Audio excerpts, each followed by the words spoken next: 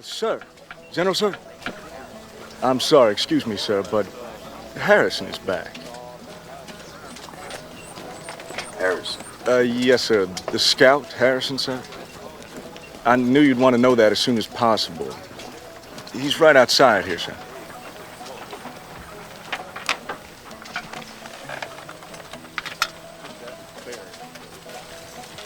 Your servant, General?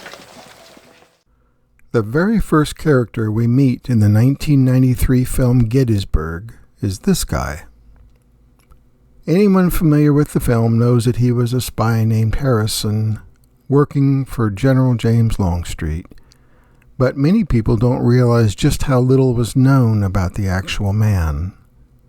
It took years of detective work to find the real Harrison. Historians would find a few surprises along the way. It's been known since the 1880s that Longstreet had a spy, which he referred to as a scout, named Harrison, and that scout provided important information that helped the Confederate Army avoid disaster in Pennsylvania.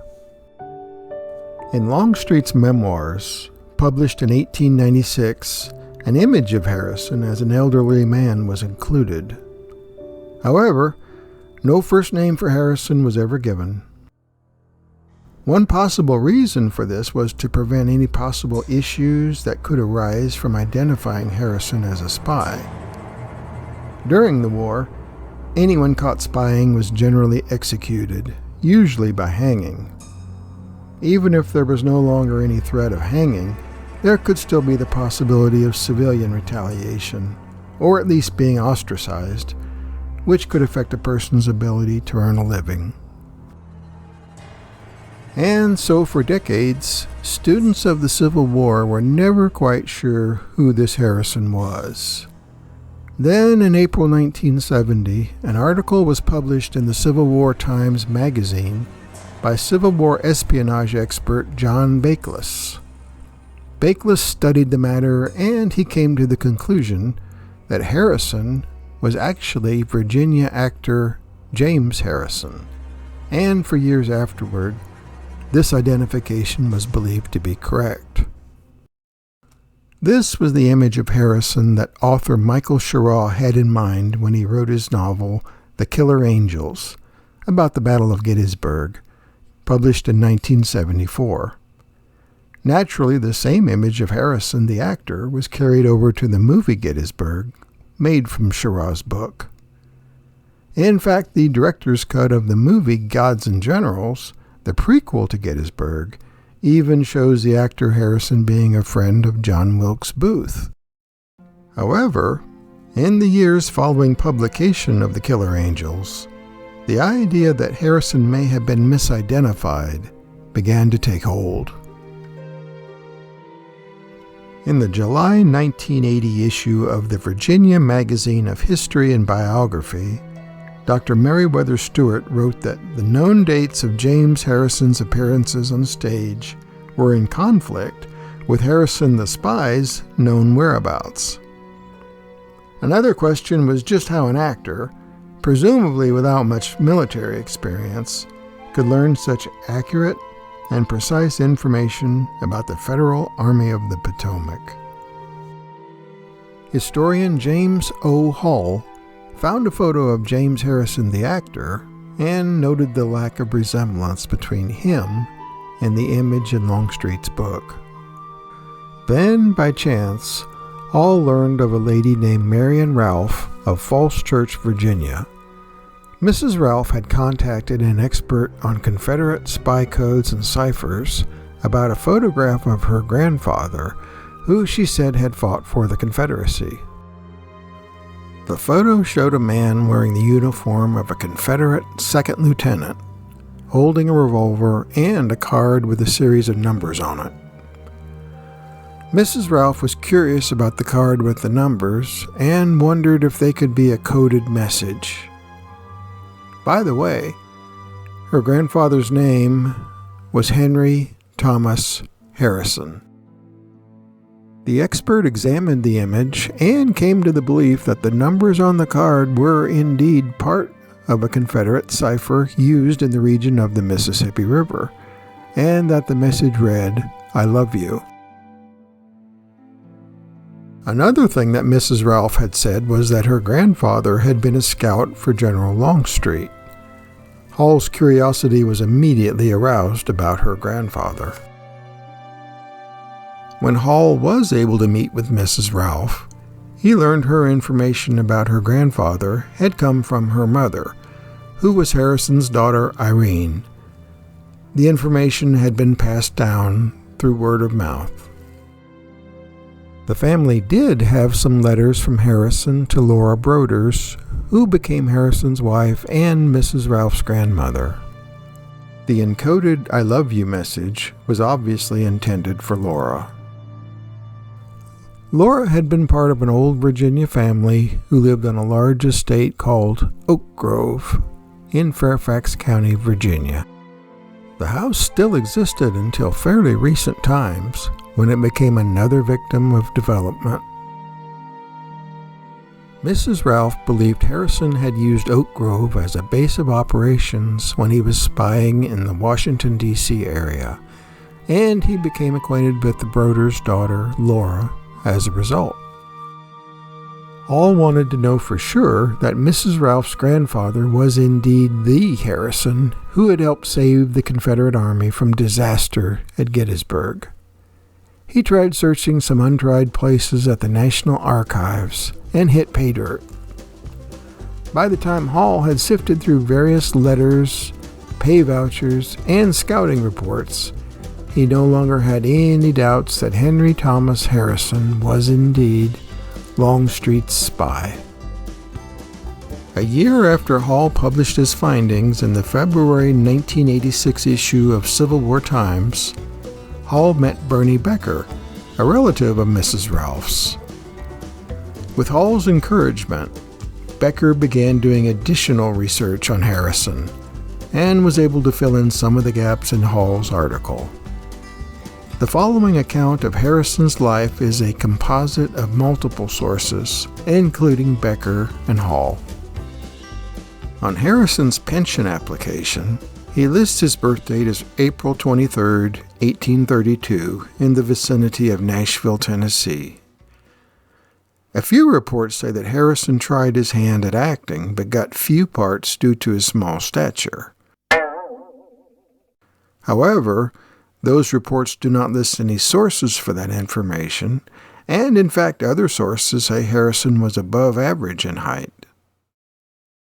Another report given was that Harrison's father was a riverboat captain and that Harrison himself became one before the war broke out. But, again, no source for that information was given. The 1850 census lists him as a clerk. Family lore says Harrison was called Harry to distinguish him from his father, also named Henry. Harrison joined the Confederate Army in April 1861 in Satartia, Mississippi, and became part of a company called the Satartia Rifles. The following month, his company became part of the 12th Mississippi Regiment. Initially, they were sent to Tennessee, but then they were ordered to Manassas, Virginia. They arrived just after the First Battle of Bull Run had ended. In the fall of 1861, the 12th Mississippi was stationed in Fairfax County, Virginia. Harrison and two others went on detached duty, beginning their scouting careers. This appears to be when Harrison became acquainted with the Broder family, and in particular their daughter, Laura, living at the nearby Oak Grove plantation. On November 5, 1861, 29-year-old Harrison wrote to 21-year-old Laura that he had not forgotten her, but had been very sick with some unnamed illness. 13 days later, he was officially given a discharge for unspecified medical reasons. This may have been a ruse to allow Harrison to be devoted to scouting duties. If not, it's curious that Harrison was well enough to carry out exhausting scouting duties, but was too ill to be an infantry soldier. Based on a report that Hall found in the National Archives, In early 1863, Harrison was scouting Ulysses S. Grant's operations in Mississippi. Shortly afterward, Harrison was sent east and was eventually assigned to General James Longstreet, who in turn sent Harrison to North Carolina to assist one of Longstreet's subordinates, General D.H. Hill. General Hill made a failed assault on Federal Fort Anderson near New Bern, North Carolina, in mid-March 1863. Harrison was doing scouting work related to the assault when he was captured by Federal troops. Harrison was very nonchalant, saying he had been a Confederate soldier but had been discharged on medical grounds, which was technically true. Harrison was released in mid-April after no proof of him spying could be found. Harrison eventually made his way back to Longstreet, who gave him money and sent him to Washington to learn anything that he could that might be helpful to the Confederates in their upcoming invasion of the North. He left on or about June 3, 1863. As it turned out, Harrison had learned that the Federal Army of the Potomac was now moving to intercept Lee's army. Lee's army at this point was especially vulnerable because it was scattered. Each of his 3 corps were in different locations, ultimately planning to converge farther to the northeast and potentially attack Harrisburg, Pennsylvania's capital. On the night of Sunday, June 28th, Harrison arrived at Longstreet's current headquarters, dirty, ragged, and exhausted. Initially talking to Longstreet's aide, Lieutenant Colonel Moxley Sorrell, Sorrell took Harrison over to see General Longstreet himself. After hearing Harrison's information about the Army of the Potomac, Longstreet had another aide, Colonel John Fairfax, take Harrison to see General Lee. One account says that only Colonel Fairfax talked to General Lee about Harrison's report, while another says Harrison did get to talk to Lee directly. Either way, Harrison's information was unsettling. If the Army of the Potomac caught up with any of Lee's isolated corps, the Federals could attack at full force and destroy it, tremendously weakening Lee's whole army in the process. The traditional narrative, supported by Longstreet, his staff, Lee's aide Colonel Charles Marshall, and others, is that when Lee learned from Harrison that Yankee troops were heading their way, he ordered all of his units to converge at Gettysburg. However, in the spring 2012 issue of the Civil War Monitor magazine, historian Alan Gelso argued that Lee had already learned that the Federal Army was heading his way, and had already given the order to General Ewell to bring his men back to Gettysburg. He cites a dispatch from General Lee to General Ewell dated 7:30 a.m. on the morning of June 28th, more than 12 hours before Harrison even reported in. One problem with this document is that it is not an original, but is one that was reconstructed from the memory of one of Lee's aides, decades after the war. So the accuracy of the date and time, at least, are suspect. Regardless of whether Harrison was the first to sound the alarm or not, he did his scouting and reported back to the Confederate High Command. The Confederates did meet defeat, but not catastrophe, at Gettysburg. In September 1863, Harrison was given leave to go to Richmond. He told Colonel Sorrell that he would be appearing in a play as a result of a $50 bet he had made that he could act well enough to pull it off. By sheer chance, Sorrell was able to attend the performance. Harrison was somehow able to hold his own on the stage, either in spite of, or maybe because of, the drinks he had obviously had before going on. Also, good spies tend to become practical actors anyway, as a matter of survival. This whole episode appears to be the origin of the myth that Harrison was a professional actor by career. Sorrell also learned while in Richmond that Harrison had done a good deal of drinking and gambling. Not a great situation for a spy. Sorrell reported this to General Longstreet, who had Harrison report back to Secretary of War James Sutton. Later that same month, Harrison and Laura were married, in Washington of all places. Family lore says this photo is of Harrison at the time of the wedding. After honeymooning in New York City, Laura returned to Oak Grove while Harrison continued with his spy work, dividing much of his time between New York and Washington. He may have even traveled to Canada, where the Confederacy had a Secret Service operation set up. By the summer of 1865, the Civil War had ended. Family lore says the Harrisons headed to Mexico after Mexican Emperor Maximilian put out a call for ex-Confederates to come join his forces to help him remain in power. The Harrisons don't appear to have stayed long, and the emperor was eventually deposed and executed. The Harrisons' second daughter, Irene, called Rena, was born in July 1866, but by this time it was apparent that their marriage was in trouble.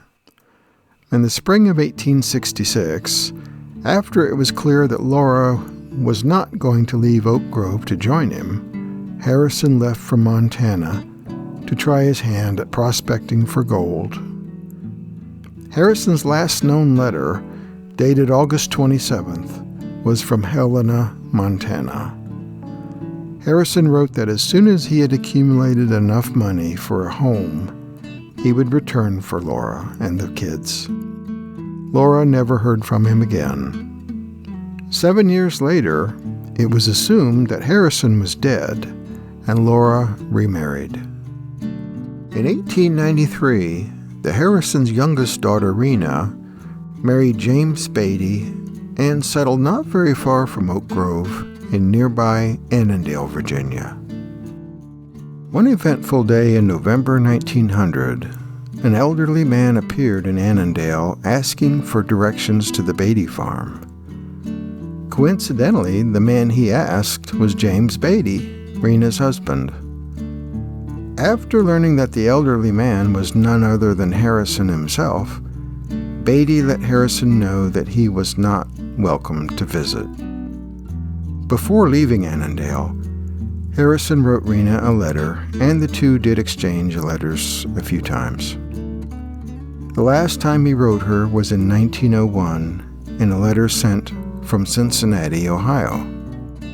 It seems that Harrison had been living in various Cincinnati boarding houses since 1893. Researchers last found Harrison listed in the 1911 Cincinnati City Directory, and then nothing. It was assumed that he died in Cincinnati and was buried in a pauper's grave. But then in 2002, researcher Cindy Buck Thompson found a 1920 Kentucky census entry for a Henry Thomas Harrison, 87 years old, living in Kentucky, and married. Apparently, Harrison had moved to Covington, Kentucky around 1912 in order to apply for Kentucky's state Confederate pension. Further checking revealed Harrison staying at the Kenton County, Kentucky Infirmary in 1914 to 1915. The next listings show him living at an address on Scott Street in Covington, which he would stay at for the remainder of his life. The building's now gone. As to Harrison being married, a marriage certificate was found showing that in 1920 he married a lady also from Tennessee named Lucretia Allison, 25 years his junior. It's unclear where and when they met, but marriage was advantageous for them both. He got someone to look after him, and she got to share his pension income, which she would receive after his death for the rest of her life. Harrison's death occurred on Friday, October 28, 1923, in Covington. Cause of death was described as an apoplectic stroke. He was buried in Highland Cemetery in nearby Fort Mitchell. It seems his grave went unmarked for decades until his great-grandson Barry Becker made a 10-hour car trip with his wife out to Fort Mitchell in 2002. Becker saw to it that a gravestone was placed on Harrison's grave. Harrison's descendants were finally able to pay their respects to their long-lost patriarch, the spy who was a soldier, not an actor.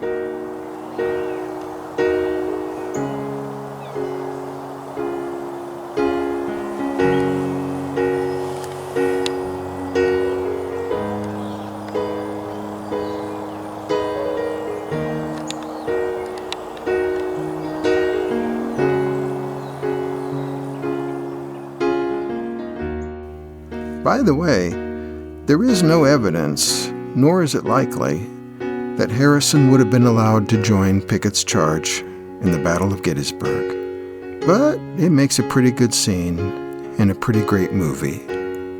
Thanks for watching.